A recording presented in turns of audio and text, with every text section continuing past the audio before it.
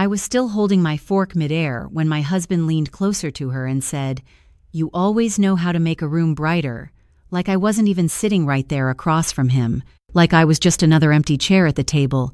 And when I quietly said his name, Ryan, he didn't even look at me, just lifted his hand slightly and whispered, "Not now." And when I tried again, because I needed him to see me, he leaned in just enough for only me to hear, "Don't start, Camila. You're making a scene." And the worst part wasn't even his words. It was the way everyone else heard just enough to look at me, then quickly look away, choosing comfort over truth, choosing him over me, like they all silently agreed I was the problem. I felt something drop inside my chest, not sharp, not loud, just heavy, like a quiet realization settling in that this moment wasn't new, just finally too obvious to ignore. If you've ever been made to feel invisible by someone who was supposed to love you, then only if this story truly resonates with you, consider pressing like and subscribing, and maybe leave a comment with where you're watching from and your local time right now. I always wonder who's out there listening at this exact moment. My name is Camila Torres. I'm 32 years old, and that dinner was the night I stopped being the quiet wife everyone thought they understood, and before everything changed, it started in a place that looked completely normal, a polished restaurant in downtown Chicago where the lighting was warm and the wine glasses were always full, where my husband's coworkers laughed just a little too loudly at everything he said, where Ashley Grant sat beside him like she belonged there more than I did. She had this way of leaning in when she talked, her hand resting lightly on his sleeve like it was the most natural thing in the world, and he didn't move away, not even once. I remember the exact way the ice in my glass shifted when I set it down too hard, the tiny crack sound it made that no one reacted to, just like no one reacted to me. "So what do you do again, Camila?" Someone across the table asked, smiling politely but already half-turned toward Ryan, like the answer didn't really matter. I opened my mouth, but Ryan answered first, casual, dismissive. "She works in compliance. You know, internal stuff. Nothing exciting."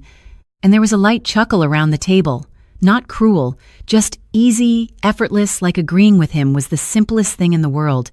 I felt my fingers tighten around the stem of my glass, the condensation damp against my skin, and I said, softly, "It's more than that, not to argue, just to exist."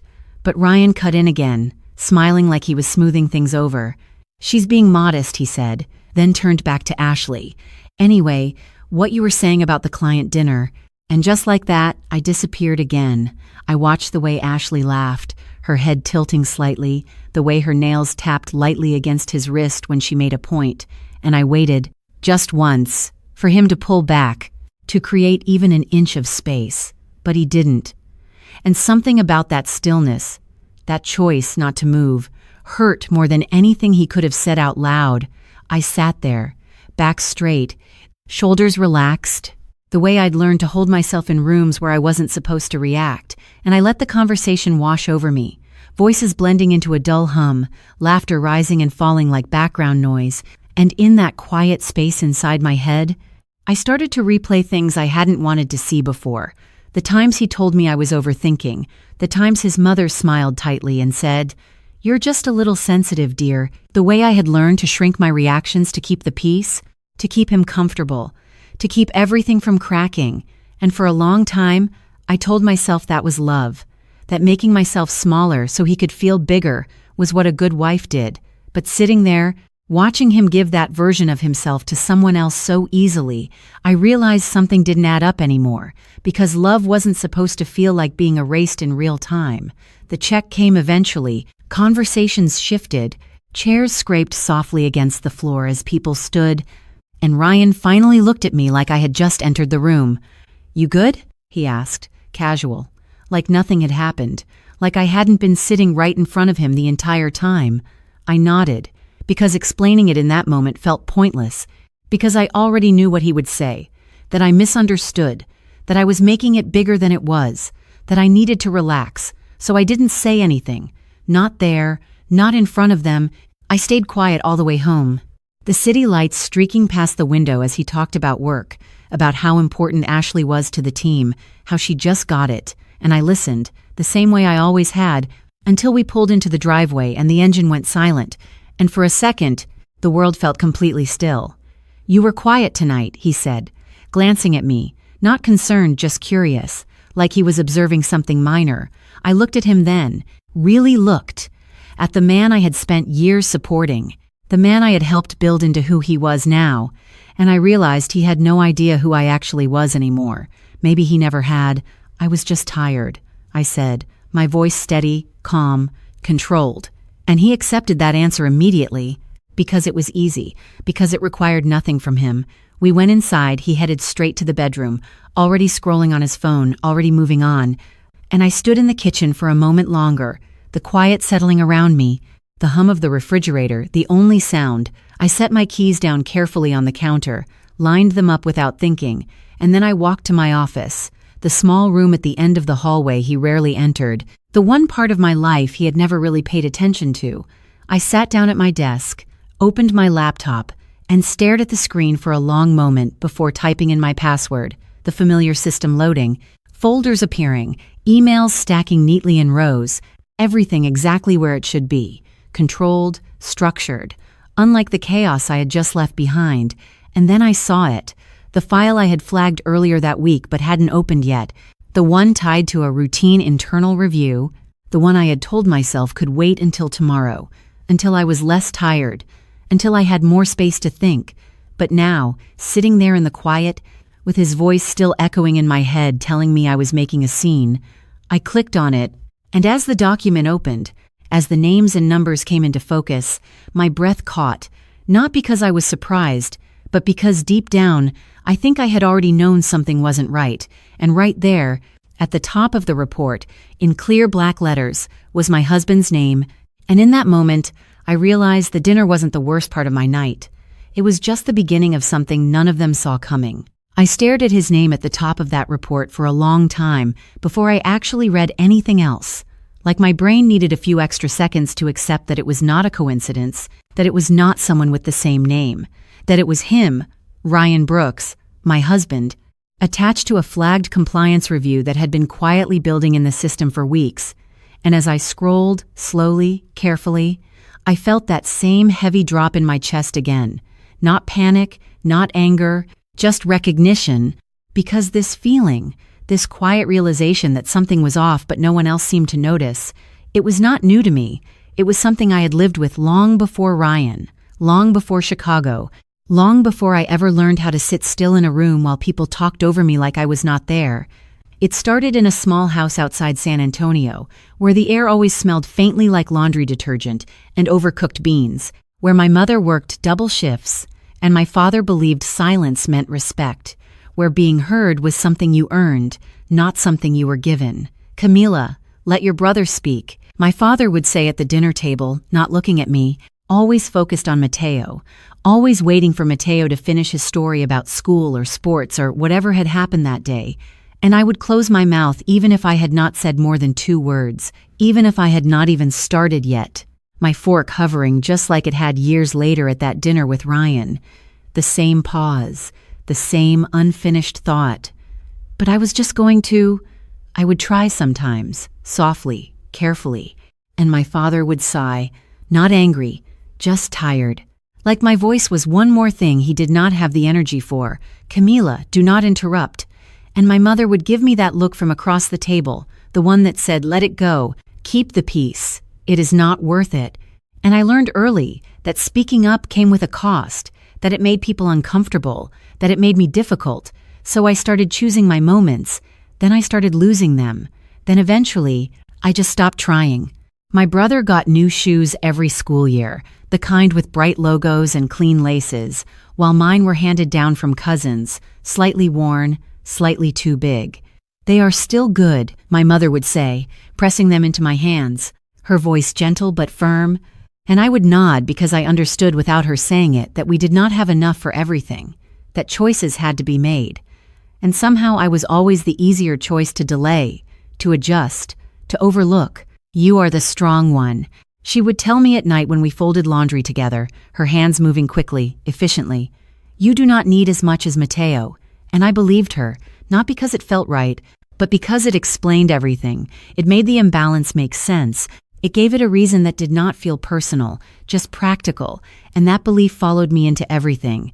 into school where I worked twice as hard but stayed quiet in class discussions, into college where I chose a major that felt stable instead of one that felt visible, into relationships where I learned how to support, how to listen, how to adjust, and then I met Ryan, confident, charming, the kind of man who filled a room without trying, and for the first time, it felt like maybe being quieter was not a disadvantage. Maybe it was balance, he spoke. I steadied, he reached, I supported. You are easy to be with, he told me early on, smiling like it was the highest compliment, and I took it that way. I wore it like something valuable, something rare. And when he got his first big opportunity in Chicago, when he sat at our small kitchen table surrounded by papers and doubt, I was the one who stayed up with him until 2 a.m, revising his resume, running through interview questions. Tell me about a time you handled pressure, I would say, and he would pace, hands running through his hair. I do not know, Camila, I do not think I am ready for this. And I would look at him, steady, certain. You just need to show them what I already see. And when he got the job, when he walked through the door holding that offer letter like it was something fragile, something unbelievable, he hugged me so tightly I could barely breathe. We did it, he said, and I smiled, because it felt like we had, because I had never needed the credit, just the connection, just the sense that we were building something together, and for a while, that was enough, until it was not, until small things started shifting in ways that were easy to dismiss at first, the way he would correct me in front of others, lightly, jokingly. That is not exactly how it happened, he would say with a smile, and people would laugh. And I would laugh too, because it seemed harmless, until it started happening more often, until my version of things slowly disappeared from conversations altogether, until I stopped offering it. You are overthinking it, he would say when I brought it up later, when I tried to explain why it bothered me, and I would hesitate, because maybe I was making something out of nothing again, just like I had been told my whole life, just like I had learned to believe. And sitting there now, in my office, staring at the report with his name on it, I realized that pattern had not just shaped how I spoke, it had shaped what I allowed, what I ignored, what I explained away, and as I scrolled further down the document, seeing numbers that did not align, approvals that should not have been signed, expenses that did not match policy, I felt something shift, not sudden, not explosive, just a quiet alignment of pieces that had never quite fit before. And for the first time, I did not look for a reason to excuse it. I did not tell myself there must be an explanation that made this okay. Instead, I leaned closer to the screen, reading every line more carefully, more intentionally, because something in me understood that this was not just about a report, it was about a pattern, one I had been part of for far too long, and as I reached the final page, I noticed a detail that made my breath slow, something small, easy to miss if you were not looking for it, a secondary approval tied to the same set of transactions, a name I recognized immediately, Ashley Grant, and in that moment, the room felt even quieter than before, like the truth had been there all along, just waiting for me to finally stop looking away, and I realized the dinner, the laughter, the way his hand had not moved away from hers, it was not separate from this. It was connected in a way I had not fully understood yet, and I knew, with a clarity that felt both terrifying and steady, that what I was about to uncover next was going to change more than just how I saw him. I did not sleep that night. Not really. I lay in bed next to Ryan, listening to the steady rhythm of his breathing, while my mind kept circling the same details over and over. His name on that report, Ashley's name right beneath it, the numbers that did not match, the approvals that should not have existed, and every time I closed my eyes, I saw that dinner again, the way he had leaned toward her, the way he told me to stay quiet, and for the first time in a long time I did not push the feeling away, I stayed with it. I let it sit there until it became something clearer, something sharper, not anger exactly, but awareness, and sometime around 3 a.m, I got out of bed, walked back to my office, and opened my laptop again. The glow of the screen filling the dark room as I logged in, this time not hesitating, this time not telling myself it could wait, because I knew it could not. I pulled up the full audit trail, every transaction, every approval chain, every timestamp, and I started mapping it out the way I had been trained to do, methodical, precise, removing emotion from the process, even though it sat just beneath the surface. And as I traced the flow of approvals, I noticed something that made me pause. Ryan was not the origin point. He was the bridge, the one who moved things forward, who signed off at just the right moments. But Ashley's name appeared earlier in the chain, initiating requests that should have triggered automatic reviews but somehow did not.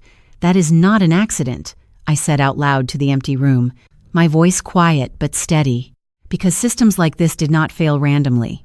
Not in a company this structured, not in a department this visible. I leaned back in my chair, pressing my fingers lightly against my temple, and for a second I let myself think about them, not as names on a report but as the people I had just watched across that table, laughing, leaning in, sharing a kind of ease that suddenly felt less innocent, less casual, and more like something built over time, something practiced, something intentional. The next morning, I was already awake when Ryan walked into the kitchen, his tie half knotted, his phone in one hand. "You are up early," he said, glancing at me as he reached for the coffee maker, like it was a small detail, nothing worth asking about. "Could not sleep," I replied, my voice even, and he nodded, distracted, already typing something on his phone.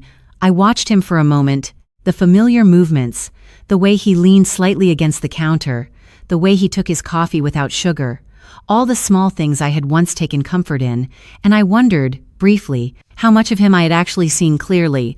"Big meeting today," he said, finally looking up.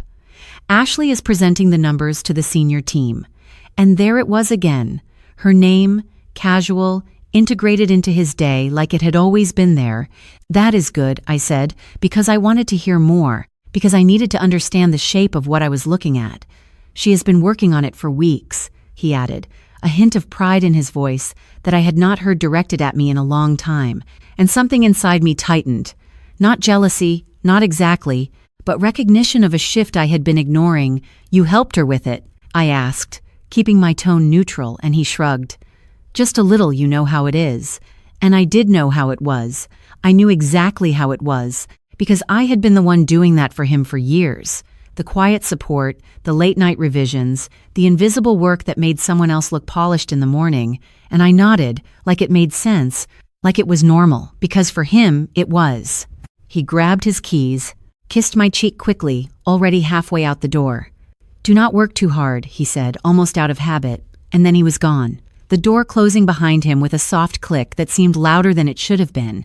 I stood there for a moment, the kitchen suddenly too quiet, and then I turned back to my laptop, reopening the files, this time with a different focus, not just what had happened, but how long it had been happening, and that is when I found the first flagged transaction, dated almost 6 months earlier, a small amount, easy to overlook, approved quickly, then another, slightly larger, then another, building gradually in a pattern that only became visible when you stepped back far enough to see it.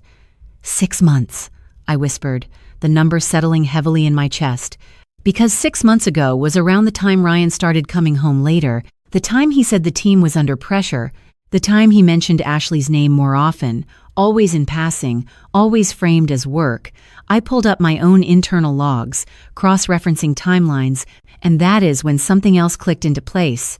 The system had flagged these inconsistencies early, but each time, the review had been closed with a justification that looked technically correct but felt rehearsed, like someone knew exactly how far they could go without triggering a deeper investigation. I sat back, letting that sink in. Because this was no longer a question of one mistake or one bad decision.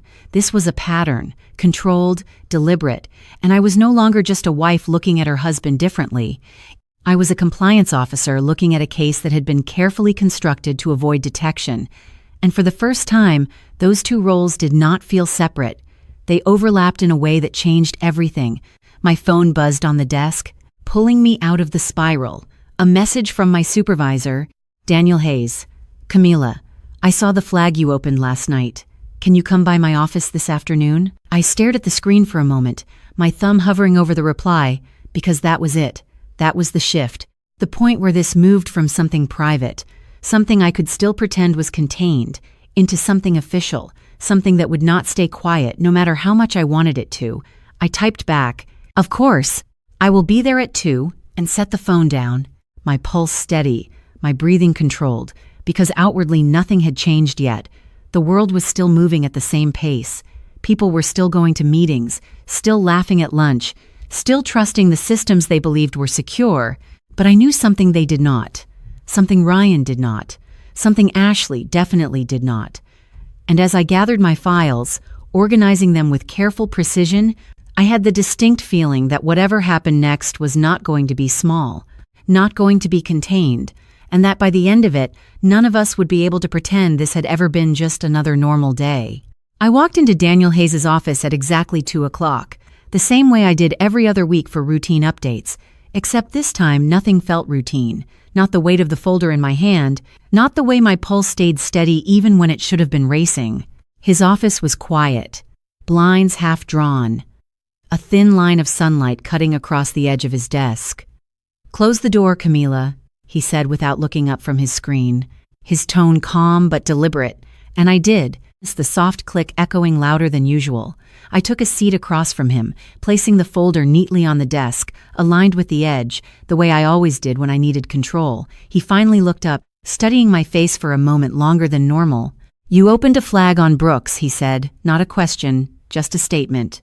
And I nodded, yes, my voice steady, controlled. "The transaction pattern escalates over 6 months. Approvals routed through Grant. Both signatures appear in the chain." He leaned back slightly, fingers steepled, absorbing the information. "You are sure?" he asked, not doubting me but measuring the weight of what this meant. "I double-checked everything," I replied, sliding the folder toward him. "Audit trail, timestamps, internal justifications. It is consistent." He opened it slowly, flipping through the pages with careful precision, the room filling with the soft sound of paper shifting, and for a moment, everything felt suspended, like we were standing right at the edge of something that could still be contained, if only it was not real. "This is significant," he said finally, his voice lower now, more serious.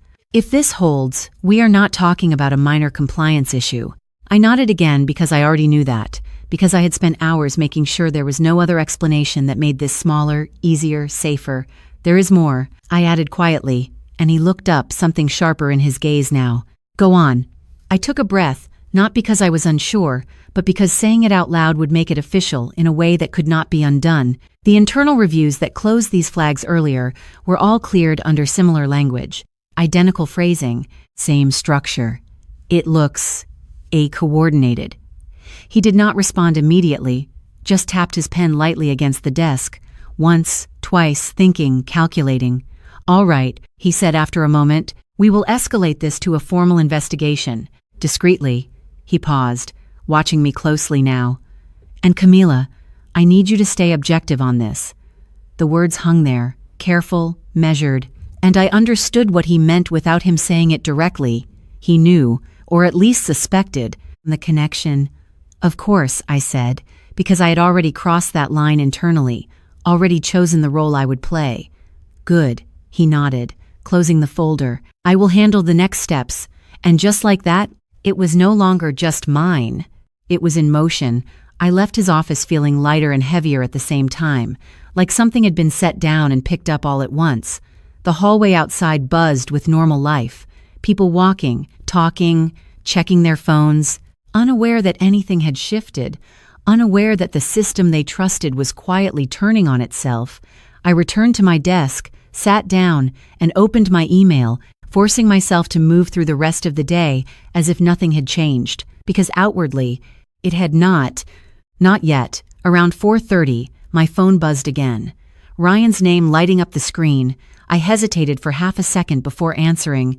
"Hey," I said, keeping my tone even. "Hey," he replied, his voice slightly rushed. Background noise filtering through, voices, movement. "Quick question. Have you seen any compliance alerts come through today?" My grip tightened slightly on the phone, but my voice did not shift. "Why?" I asked neutral.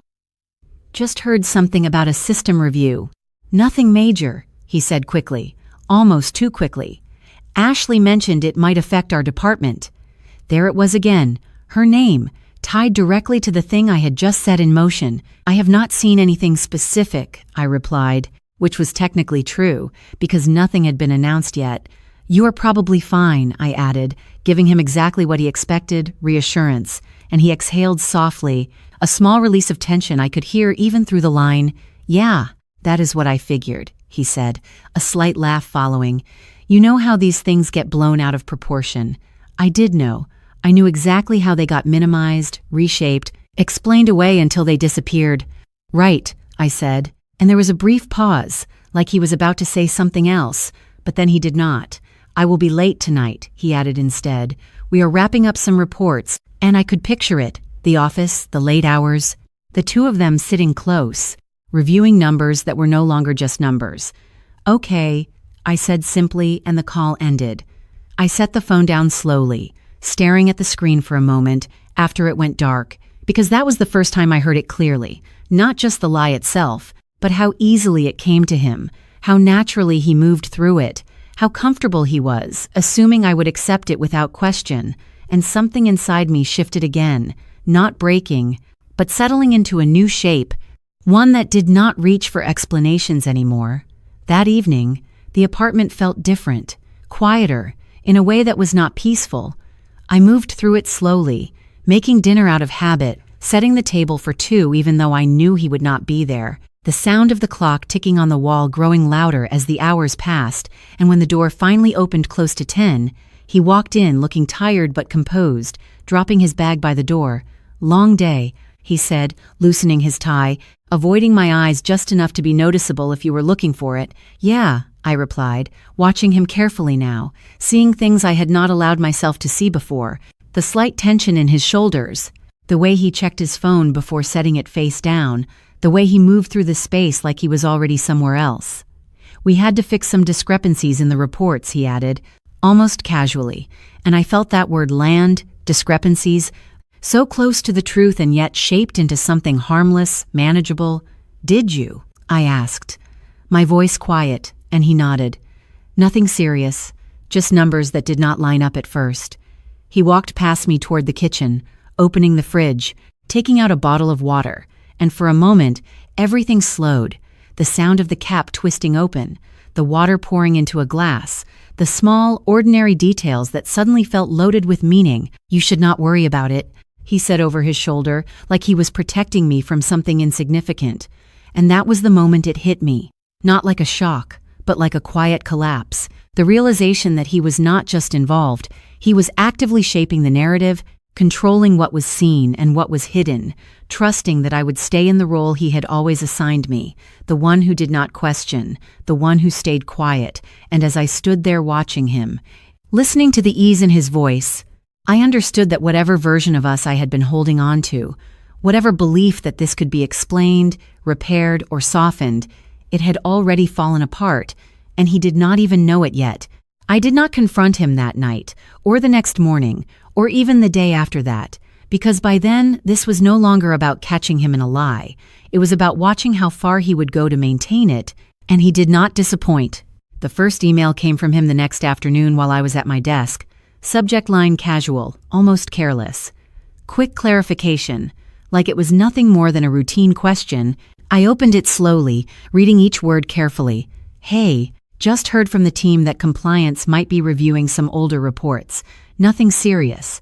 But if anything comes across your desk related to my department, let me know so I can get ahead of it. I stared at the screen for a long moment, my finger hovering over the trackpad, because there it was, not an admission, not even close, but a careful reach, a subtle attempt to control the flow of information without directly asking for it, and I typed back, keeping my tone neutral. Professional. All reviews are handled through formal channels. If there is anything relevant, it will be communicated appropriately. I read it twice before sending, making sure there was nothing personal in it, nothing that could be interpreted as anything other than what it was: policy, structure, distance. A few minutes later, my phone buzzed, his name flashing across the screen again. I let it ring once, twice, then answered. Hey, I said. Calm? And there was a slight pause on the other end before he spoke. Camila, come on, you do not have to be so formal with me, he said with a soft laugh, trying to lighten something that was not light anymore.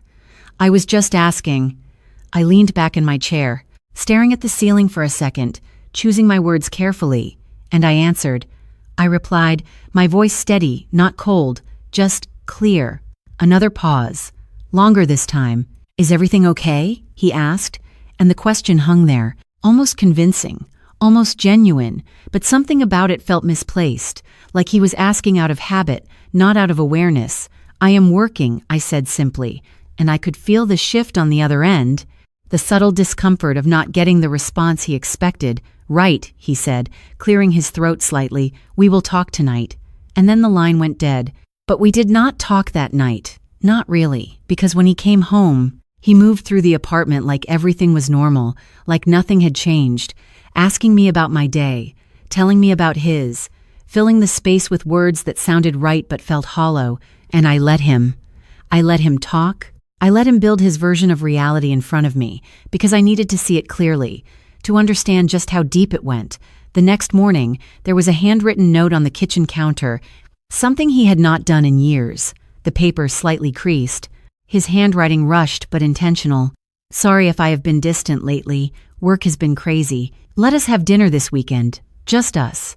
I picked it up, running my fingers lightly over the ink, and for a moment I felt something familiar, a flicker of what used to be there, the part of me that wanted to believe this was effort, that this meant something. But then I remembered the report, the timestamps, the patterns, the way his voice had sounded on the phone, and that feeling faded just as quickly as it came. I set the note back down exactly where I found it, not tearing it, not responding to it, just leaving it there like an object without meaning. Later that day, another message came through, this time a text. Hey, did you get my note? I looked at the screen, the 3 dots appearing and disappearing as if he was typing more, then stopping, then typing again, and I typed back. I did. Nothing more, nothing less. A minute passed. Then another message. So, dinner this weekend? And I could almost hear the uncertainty behind it, the way he was reaching now, trying to reestablish something without addressing anything. I have plans, I replied, which was true. Even if those plans were simply not sitting across from him pretending everything was fine, there was a long pause after that, longer than before, and when his response finally came, it was shorter, tighter. Okay, just that, no follow-up, no question, just acceptance, or maybe withdrawal. I was not sure which. That evening, my phone buzzed again, but this time it was not him. It was a number I did not recognize. I hesitated before answering. Hello? I said, and there was a brief silence before a voice responded. Female, familiar. Camila? It is Ashley. Her tone was careful, almost polite, and for a second the room felt smaller, like the distance between all of us had suddenly collapsed. Yes, I replied, my voice even. I just wanted to check in, she said, her words measured. There has been some talk at the office about compliance reviews, and I know you work in that area, so I thought it might be better to just communicate directly. I closed my eyes for a brief moment, taking in the phrasing, the intention behind it, the way she positioned it as transparency when it was something else entirely. All communication goes through official channels, I said, repeating the same line I had given Ryan, because it was the truth, and also because it drew a line that neither of them seemed to expect. There was a pause on her end, longer than his had been. Of course, she said finally, her voice slightly tighter now. I just thought it would be helpful. If there is anything relevant, it will be addressed appropriately, I replied, and this time when the silence came, it felt different, heavier, like something unspoken was sitting between us. Right, she said, and then the call ended. I set the phone down slowly, staring at the screen as it went dark, because that was it. The attempts, the subtle requests, the carefully worded messages, the note on the counter, the phone calls, all of it circling the same thing without ever touching it, without ever acknowledging what was actually happening. And none of it worked, not because I was refusing to engage, but because there was nothing left to repair in the way they were trying to repair it. They were trying to fix the surface while the foundation had already shifted. And as the apartment grew quiet around me, as the light outside faded and the city settled into evening, I realized something that felt both heavy and strangely calm. I was no longer waiting for him to explain. I was no longer hoping for a version of the truth that would make this easier. I was standing in the middle of it, alone, fully aware, and for the first time, That silence did not feel like something being forced on me. It felt like something I had chosen. I stopped checking my phone after that night, not because the messages stopped, but because they started to sound the same, repeating in different forms, same intention, same distance from the truth. Ryan tried again 2 days later, this time calling in the middle of the afternoon when he knew I would be at my desk. I let it ring once before answering. "Hey," I said, and his voice came through softer than before, careful, like he was testing something fragile. "Can we talk tonight? For real this time?" he added, emphasizing the last part like the other conversations had not counted, like they had not already said everything without saying anything. I leaned back in my chair, staring at the reflection of myself in the dark screen beside my laptop. What would be different? I asked quietly, and there was a pause longer than usual, like he had not expected the question. I feel like you have been distant," he said finally. And something about that word made my chest tighten slightly. Distant, like I had stepped away, like I had created the space between us. "I have been working," I replied, keeping my voice even, and he exhaled slowly. "Camila, do not do that," he said, frustration creeping in now. "Do not turn this into something it is not." I closed my eyes for a second, letting that sentence settle, because it was so familiar. The way he reshaped things, the way he placed the weight somewhere else. "What is it then?" I asked. And again, silence. But this time it felt heavier, like there was something there he was not willing to step into. "We are fine," he said eventually, the words sounding more like a decision than a truth. "We just need to get back to normal." And that was when I realized he was not trying to fix anything. He was trying to rewind it, to go back to a version of us that only existed because I had stayed quiet long enough to hold it together. "I am not sure what normal is anymore," I said, and the line went quiet again, not disconnected, just empty. "You are overthinking," he said, softer now, almost tired, like he had run out of ways to say it differently. And I did not respond, because there was nothing left to explain, nothing left to defend, just the truth sitting there between us, unacknowledged, unspoken, and the call ended not with an argument, not with a resolution, just with a quiet okay from him that sounded more like surrender than understanding. That night, I did not wait for him to come home. I turned off the lights in the living room early, left the kitchen exactly as it was, his note still sitting on the counter untouched, and went into my office instead. Not to work, not to review files, just to sit, the chair slightly cold when I leaned back into it, the room dim, except for the soft glow of the streetlights filtering through the blinds. And for the first time since all of this started, I let the silence expand fully, without filling it, without analyzing it, just sitting inside it, because there was a kind of clarity in it, a stillness that did not demand anything from me. My phone buzzed again at some point. I glanced at it without picking it up. Another message from him. "Are you awake?" Followed by a second one a few minutes later. "We should not go to bed like this." And I almost laughed at that, not because it was funny, but because it was familiar. The idea that the discomfort of a moment could be smoothed over by not acknowledging it overnight, that rest could replace resolution. I set the phone face down and did not respond. Hours passed, without me noticing exactly how many. The clock on the wall ticking softly, marking time that felt both slow and irrelevant. And somewhere in that quiet, I felt the weight of something settle fully into place. Not the shock, not the confusion, but the absence, the space where something used to be, something I had been holding onto for years without realizing how much effort it took, the belief that we were aligned, that we were building something together, that even when things felt off, there was still a shared understanding underneath it all. And now that was gone, not broken in a dramatic way, not shattered, just gone. Like a sound that had slowly faded until you noticed it was no longer there. The next morning, I woke up before my alarm, the apartment still quiet. Ryan had come home at some point. I could tell by the shoes near the door, slightly out of place, but I had not heard him. Or maybe I had and just did not respond. I moved through the morning slowly, making coffee, the familiar routine grounding in a way that nothing else had been. And when he finally walked into the kitchen, he looked at me for a moment like he was trying to read something he no longer understood. "You did not answer my messages," he said. Not accusing, just stating, and I nodded slightly. "I saw them," I replied, pouring coffee into my mug, the steam rising between us.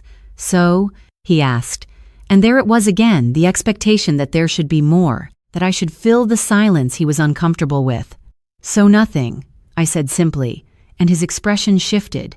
Not anger, not yet, just something unsettled. "You are just going to ignore this?" he asked, his voice tightening slightly.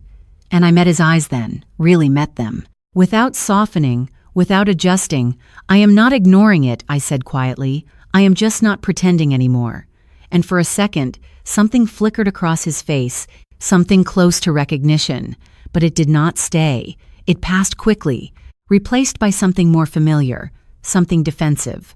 "You are making this bigger than it is," he said. And I nodded, because of course he would say that, because that was the pattern, the script, the way things had always been kept manageable. And I took a slow breath, setting my mug down carefully on the counter, the small sound it made grounding me in the moment. "Maybe," I said, not arguing, not pushing, just letting the word exist. And that seemed to disarm him more than anything else I could have said, because there was nothing to push against, nothing to correct, just a quiet acceptance that did not require his agreement.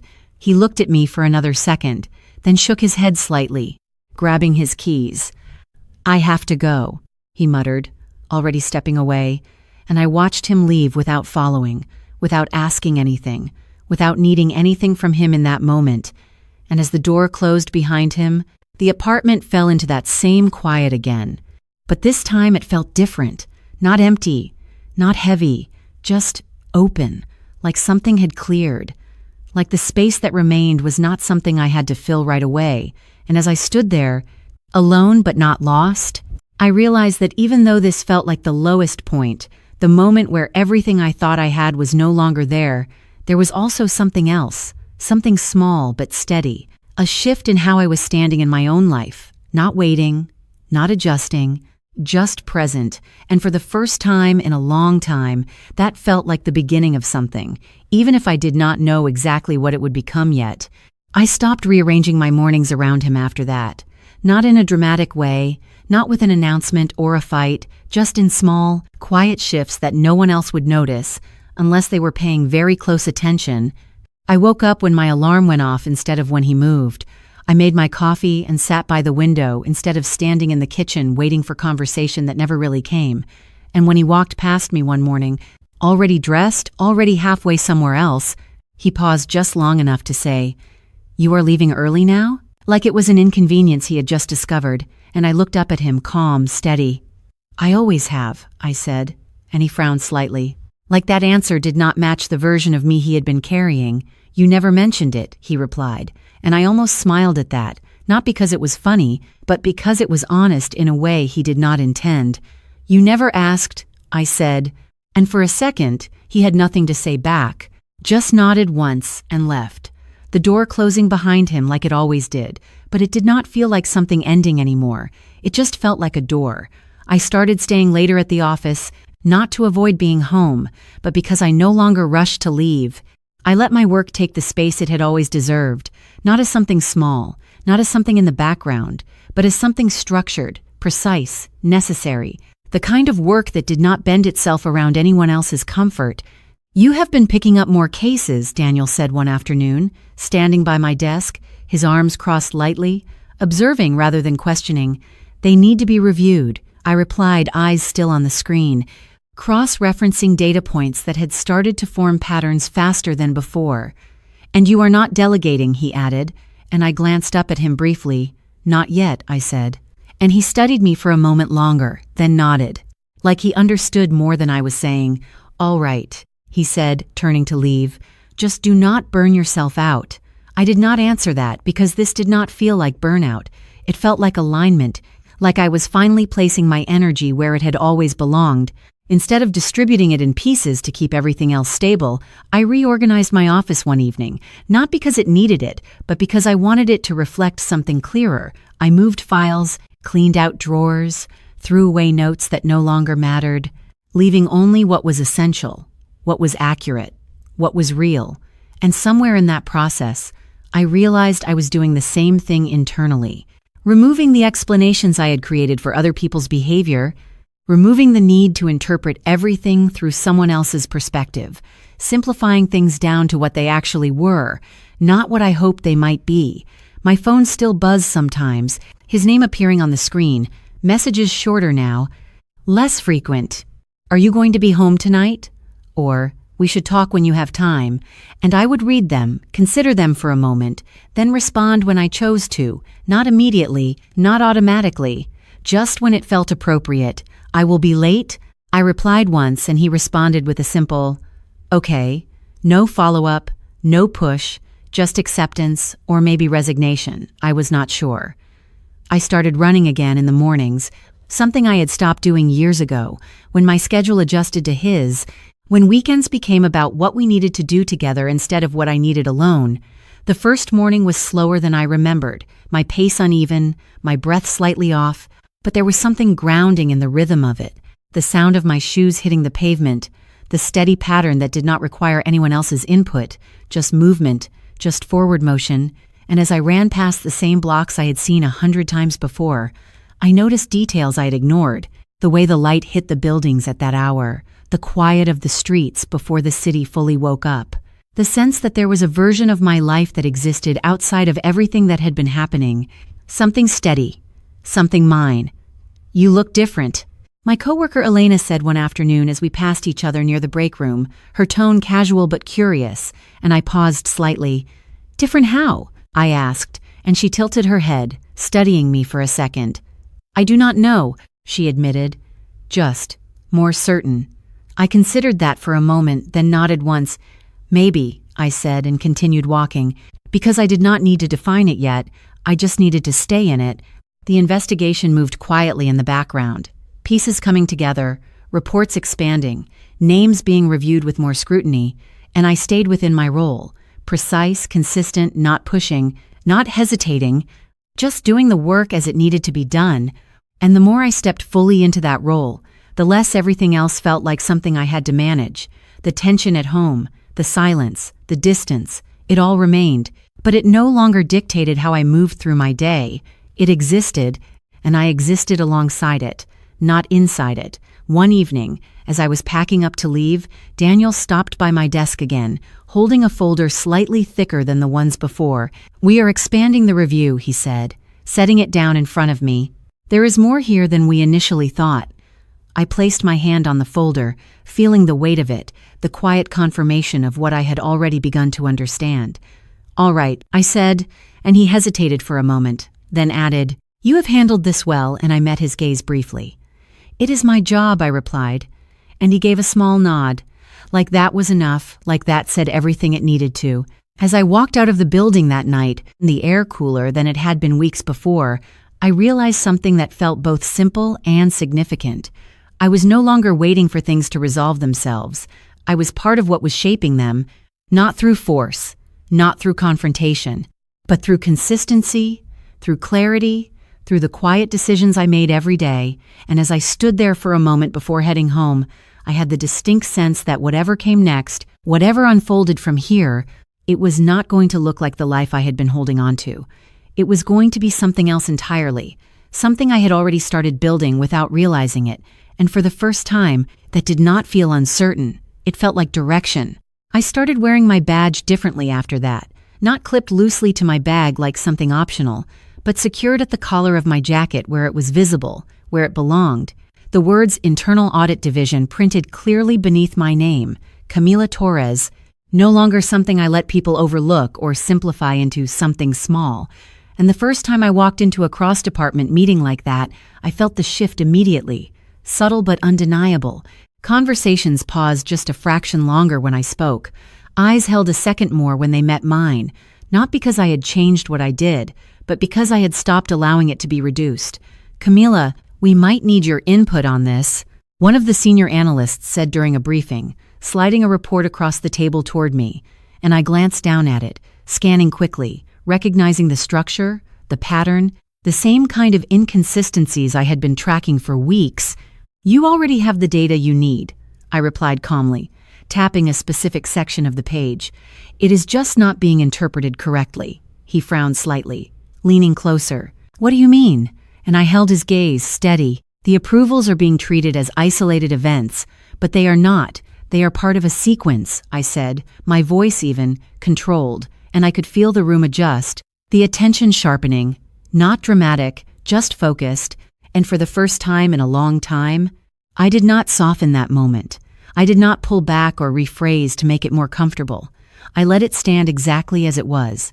"Can you walk us through it?" he asked, and I nodded once, turning the report toward me, outlining the structure clearly, step by step, not rushing, not hesitating, just presenting what was already there.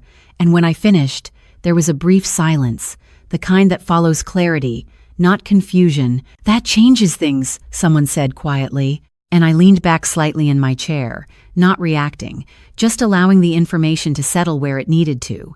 After the meeting, Daniel caught up with me in the hallway, his expression measured but approving. "You handled that well," he said, and I nodded. "It is straightforward once you see it," I replied, and he studied me for a moment, like he was reassessing something. "You are being considered for a lead role on this investigation," he added, his tone casual but intentional, and I felt the weight of that land, not as pressure, but as recognition. "All right," I said simply, and he gave a small nod, like that was the answer he expected, like it confirmed something he had already decided. The days that followed moved with a different rhythm, more direct, more structured. Meetings where I was not just present but central, discussions where my input was not an afterthought but a starting point, and I moved through it all with the same quiet consistency, not seeking attention, not avoiding it either, just doing the work as it needed to be done. One afternoon, I walked into a conference room earlier than scheduled, the table empty except for a stack of files at the center, and I placed my own folder on top, aligning it neatly, my badge catching the light as I adjusted my jacket. A small detail, but one I was suddenly aware of, not as decoration, but as a marker of where I stood, who I was in that space. The door opened behind me, and I heard a familiar voice pause, mid-step. "Oh," Ashley said, her tone shifting slightly when she saw me, and I turned, meeting her eyes without hesitation. She stepped further into the room, her posture composed but tighter than before. "I did not realize you were leading this," she said, and I held her gaze steady. "I am part of the team," I replied, not correcting, not confirming more than necessary, just stating what was true. She nodded slowly, processing. "Right," she said, placing her bag down, her movements more careful now, more deliberate, and for a moment, we stood there in the same space, no longer separated by distance or assumption, just two people aware of exactly what was at stake. "If you need anything from my end," she added, her voice measured, "let me know." And I inclined my head slightly.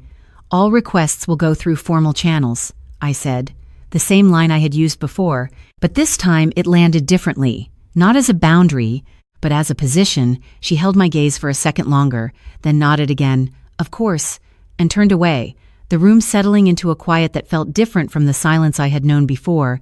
This was not avoidance, not dismissal, this was acknowledgement.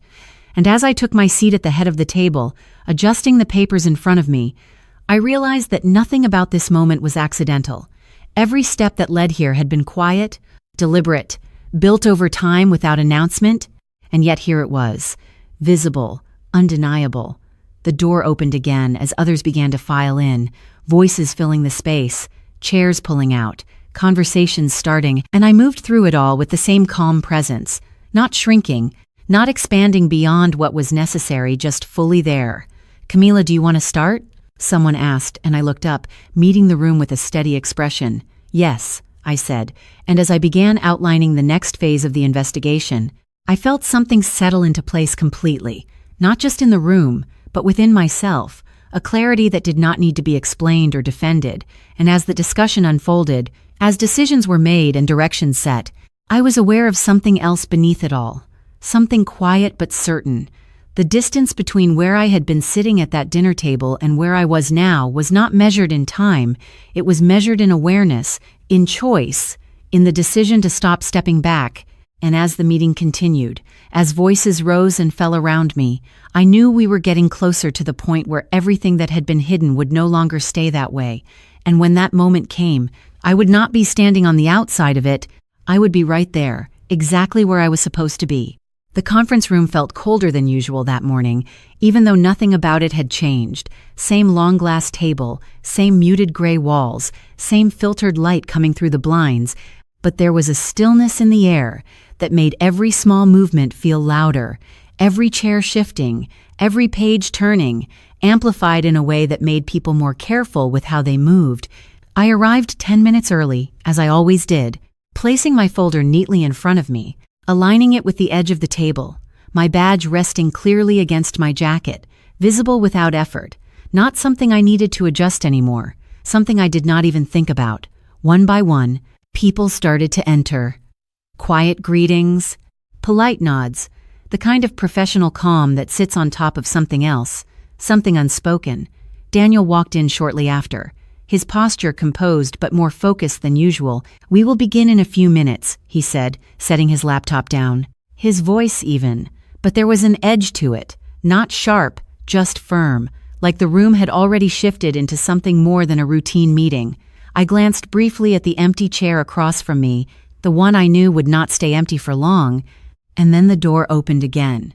Ryan stepped in, his expression controlled, his movements steady, but I could see it now. The slight hesitation before he fully entered, the quick scan of the room, the way his eyes landed on me for just a second longer than necessary before moving away, like he was trying to read something that no longer translated the way it used to. "Morning," he said, his voice carrying just enough confidence to sound normal, and a few people responded, casual, automatic. Ashley followed right behind him, her posture precise, her face composed in a way that looked practiced, and for a moment, the two of them stood there together, not close, not distant, just aligned in a way that made sense only if you knew what had been building beneath it all. "Have a seat," Daniel said, gesturing lightly. And they did, Ryan across from me, Ashley to his right. The positioning, not intentional, but not insignificant either. The room settled into silence as everyone took their places, the soft hum of the air system filling the space where conversation would normally be. I opened my folder slowly, not rushing, not delaying, just moving at the same steady pace I had held for weeks now, and I could feel his attention shift again, not directly, but in the way people sense when something is about to happen. "Camila," Daniel said, his voice cutting through the quiet, "can you walk us through the findings?" And I nodded once, lifting my eyes to meet the room, not focusing on any one person, just the space as a whole. "Over the past 6 months, I began, my voice calm, measured. We identified a pattern of transaction discrepancies that initially appeared isolated but, when reviewed collectively, form a consistent sequence." I paused briefly, letting the words settle, not for effect, just for clarity, and I saw it. The shift in posture, the slight straightening, the way people leaned in just enough to show attention. Each instance was approved through standard channels, I continued, but the timing and structure of those approvals indicate coordination rather than coincidence. I turned a page, the soft sound of paper moving echoing slightly in the room, and as I did, I noticed Ryan's hands resting on the table, fingers lightly interlocked, still, controlled, but not relaxed. "Can you clarify what you mean by coordination?" Someone asked from the far end of the table, and I inclined my head slightly, acknowledging the question. "The approvals follow a repeated pattern," I said, pointing to the document, "initiated by one party, validated by another, with just enough variation to avoid triggering automated flags." I did not look at him when I said it. I did not need to, because the room already knew where this was going, even if they had not fully accepted it yet. "And these patterns were not identified earlier?" another voice asked, and I shook my head slightly. "They were," I replied, "but each instance was individually justified and closed without escalation." There was a pause after that, heavier now, less neutral, the kind of silence that comes when information starts to take shape in a way that cannot be easily dismissed. I could feel it building, not tension exactly, but awareness, the moment when something moves from abstract to real, and I turned another page, my movements steady, controlled, not rushed, because this was not about speed, it was about precision. "The key factor," I continued, "is the overlap between the initiating and approving parties, and this time I did glance up, not directly at him but in his direction, enough to register, enough to acknowledge the space he occupied in this." His gaze met mine for a fraction of a second, then shifted away, subtle but clear. "Are you saying this was intentional?" someone asked, their voice quieter now, more careful, and I held that question for a moment, not because I needed to think, but because it deserved to be placed correctly.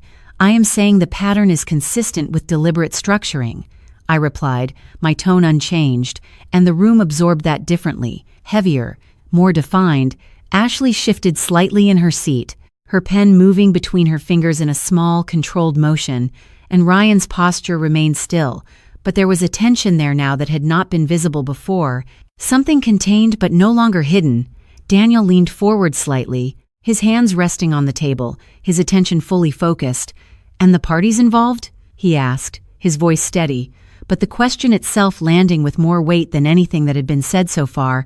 I felt the moment settle into place, the exact point where everything would move from implication to confirmation, the space where silence could no longer hold what was about to be said, and I placed my hand lightly on the page in front of me, grounding myself in the physical detail of it, the texture of the paper, the alignment of the lines, all the small things that kept everything steady. "The initiating approvals originate from," I began, my voice calm, clear, and then I stopped, not out of hesitation, but because this was the moment right before everything shifted, the exact point where the truth moved from something understood to something spoken, and for the first time since this all began, the room felt completely still, like everyone was holding the same breath, waiting for the same words to finally be said.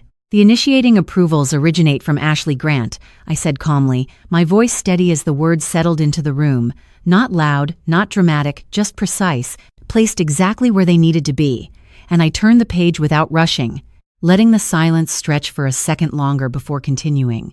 "And the secondary validation sequence consistently roots through Ryan Brooks. And this time I did look up, not sharply, not accusingly, just directly. Enough to remove any space for misunderstanding. The room did not react immediately.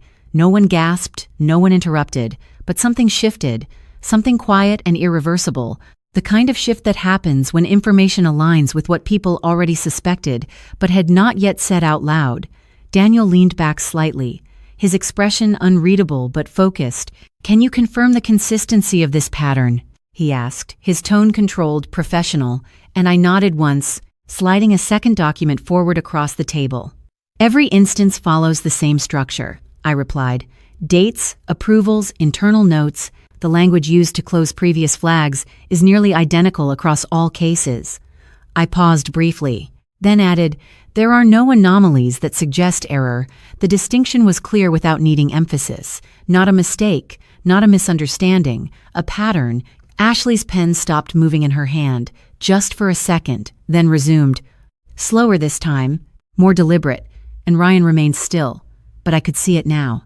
The subtle tightening in his jaw, the slight shift in his shoulders, the effort it took to maintain the composure he had walked in with. "This is a serious allegation," someone said from the far side of the table, their voice careful, measured, and I inclined my head slightly, acknowledging the weight of it. "This is a documented pattern," I corrected, not raising my voice, not pushing, just clarifying, and that seemed to land differently, more firmly, because it removed opinion from the equation entirely. Daniel closed the folder slowly, his fingers resting on top of it for a moment before he spoke again. "Ryan," he said, his tone neutral but direct, "do you want to respond to this?"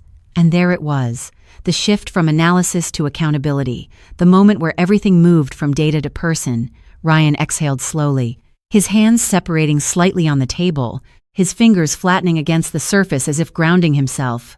"I think there is a misunderstanding here," he said, his voice controlled, practiced, the same tone he used when presenting, when persuading, when shaping narratives into something acceptable.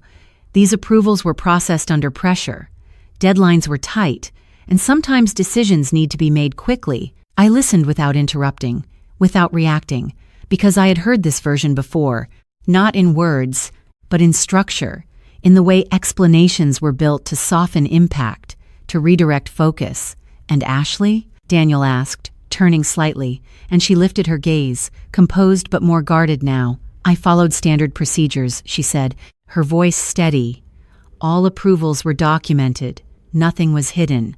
And for a moment, the room sat in that space, between their explanations and the evidence that did not align with them, And I leaned forward slightly, not to challenge, not to argue, just to clarify. The procedures were followed in form, I said calmly, but the pattern indicates they were used in a way that avoided deeper review. I turned a page, pointing to a specific section. This language appears in multiple closures, I added. The phrasing is identical, which suggests it was not independently generated each time. Ryan's gaze shifted to the document, then back to me, and for a second, there was something there, something that looked less like confidence and more like recognition, not of being caught, but of being fully seen. "Camila," he said, my name landing differently now, not casual, not dismissive, but careful, like he was stepping into unfamiliar ground. "You are interpreting this in a very specific way." I held his gaze, steady, unshaken. "I am reading what is there," I replied, and the simplicity of that seemed to carry more weight than anything else I could have said, because it left no room for negotiation, no space to reframe it into something else. Ashley shifted again, her posture tightening slightly. "This feels like an assumption of intent," she said, her tone still controlled, but with an edge now, and I nodded once, acknowledging the concern. "Intent is inferred from consistency," I replied, "and the consistency here is measurable." Daniel leaned forward again, his hands clasped lightly. "We will need to proceed with a formal review," he said, his voice firm now, the decision already forming. "This will include a full audit of the relevant transactions and interviews with both of you." He looked between them, not harsh, not accusatory, just clear, and for the first time, the structure of authority in the room shifted, not dramatically, but enough that it was undeniable. Ryan nodded slowly, his expression tightening just enough to show the effort it took to maintain it. "Of course," he said, and Ashley followed. "Understood." Her voice quieter now, more contained, and I sat back slightly, my hands resting on the table, not tense, not rigid, just still, because there was nothing else to add. Nothing else to push. The truth had already been placed where it needed to be, and the system was now doing what it was designed to do. The meeting continued, questions asked, next steps outlined, but everything after that felt like movement, following a decision that had already been made. And as people began to gather their things, chairs sliding back, papers being stacked, the room slowly returning to something that resembled normal, I remained seated for a moment longer, watching the space as it shifted back into place. Ryan stood across from me, his movement slower now, more deliberate, and for a second, our eyes met again, not across a dinner table this time, not in a moment where I was expected to stay quiet, but here, in a space where everything was clear. And there was something in his expression I had not seen before. Not anger, not denial, but something closer to disbelief, like he was trying to reconcile the version of me he thought he knew with the one sitting in front of him now, and I held that gaze for just a moment, not long, not confrontational, just enough, then looked away, gathering my folder, standing up, moving past him without hesitation, without pause, and as I walked out of the room, I realized something that settled deeply. Quietly, he had not lost control in that moment. He had lost certainty, and for someone like him, that was something far more unsettling. The building felt different after that meeting. Not louder, not chaotic, just aware, like something invisible had shifted into place, and everyone could feel it even if they did not say it out loud. I returned to my desk without rushing, setting my folder down in the same spot as always, aligning it carefully, my movements steady, controlled, because nothing about what I had done required reaction, it only required consistency. My phone buzzed within minutes. Ryan's name on the screen again, and I let it sit there for a second before answering, not out of hesitation, but because I no longer moved automatically when he reached out. "Camila." His voice came through sharper this time, stripped of the calm he had maintained in the room. What was that? I leaned back slightly in my chair, eyes on the window across from me, watching the reflection of the office behind me instead of focusing on his tone. "That was a report," I said evenly. And there was a pause, shorter this time, more immediate. "You did not have to do it like that," he said, frustration slipping through now. "You could have talked to me first." And I let that sit for a second, not because I needed to think, but because the simplicity of it needed space. "I did try to talk to you," I replied, my voice still calm. "You told me I was making a scene." Silence, heavier now, more personal, and when he spoke again, his voice was lower, tighter. "This is different," he said. "This is my career." I closed my eyes briefly, letting the words land without reacting to them. "It is also my job," I said, and this time there was no immediate response, just the faint sound of him exhaling on the other end, like he was realizing something he had not considered before, or maybe something he had chosen not to. "So that is it?" he asked finally, his voice quieter now, not as controlled. "You are just going to let this happen?" I opened my eyes, looking straight ahead now, grounding myself in the clarity of what I already knew. "I am not letting anything happen," I said. "I am not stopping it either." The line went quiet again, and when he spoke next, there was something else there, something closer to disbelief than anger. "I do not even recognize you right now," he said, and for the first time, I allowed a small pause before responding. Not to soften it, but to place it exactly where it belonged. "That is because you never really looked," I said, and then I ended the call. Not abruptly, not emotionally, just because there was nothing else to add, nothing else that needed to be said in that moment. The rest of the day passed with a different kind of energy. Conversations quieter when I entered a room, glances that lasted a fraction longer. Not hostile, not supportive either, just aware. And I moved through it without adjusting, without explaining, because I was no longer trying to manage how I was perceived, only how I acted. Later that evening, I found him waiting when I got home. Standing in the living room, his jacket still on, his posture tense in a way that made the space feel smaller. "We need to talk," he said immediately, and I set my bag down calmly, not rushing, not avoiding, just present. "We already did," I replied, moving past him toward the kitchen, and I could hear him turn following. "No, we did not," he said, his voice rising slightly, not loud, but sharper.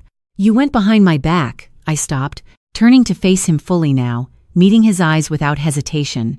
"I followed procedure," I said, and the words landed between us with a clarity that left no room for interpretation. "You could have warned me," he insisted, taking a step closer, and I held my ground, not stepping back, not stepping forward, just steady. "So you could do what?" I asked, not accusing, not emotional, just direct.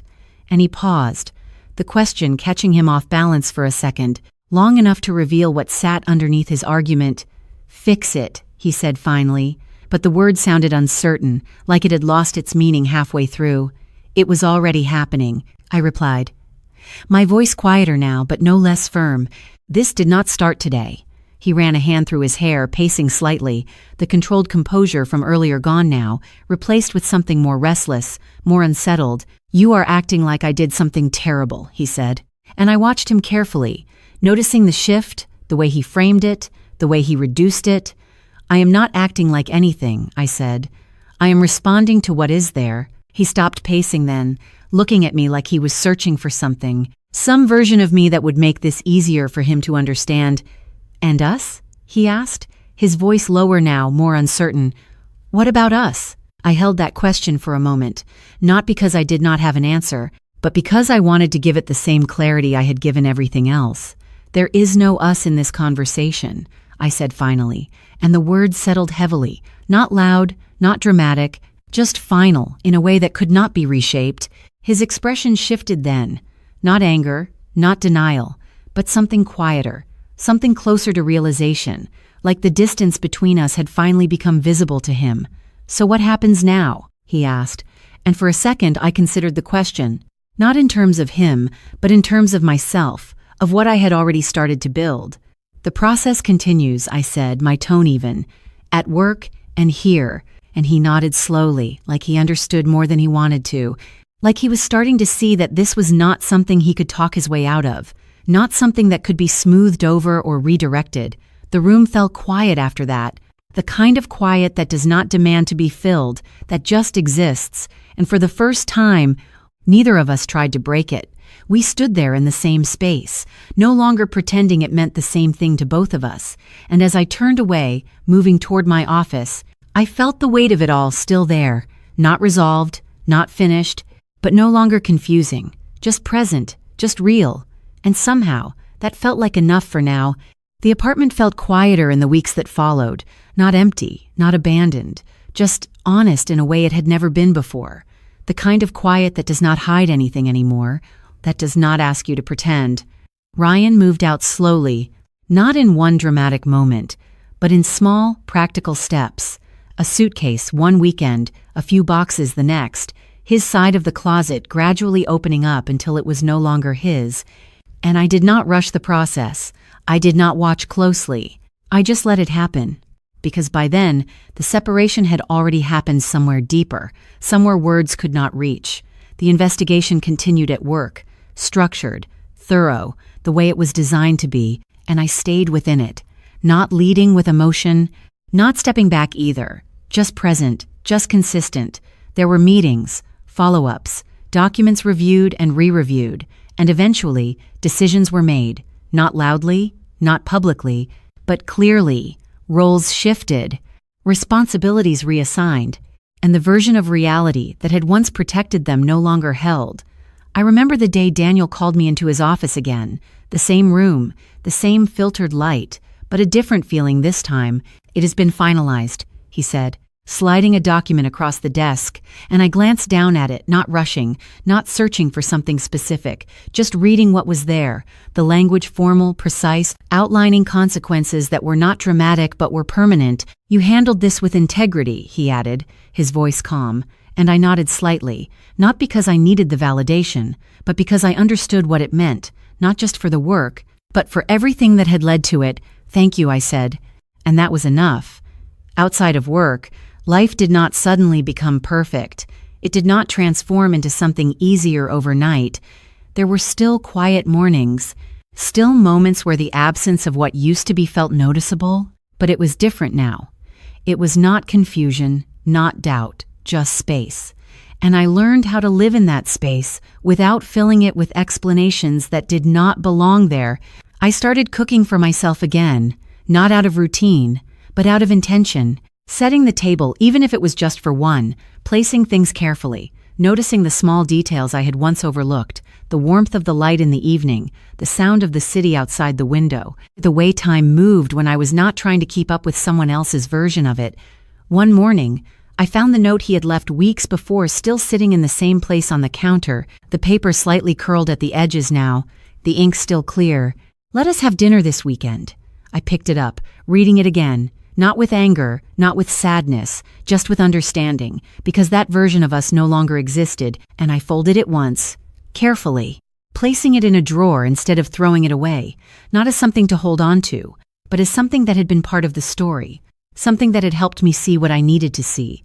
I still ran in the mornings, the rhythm of it becoming something steady in my life, something I could rely on without question.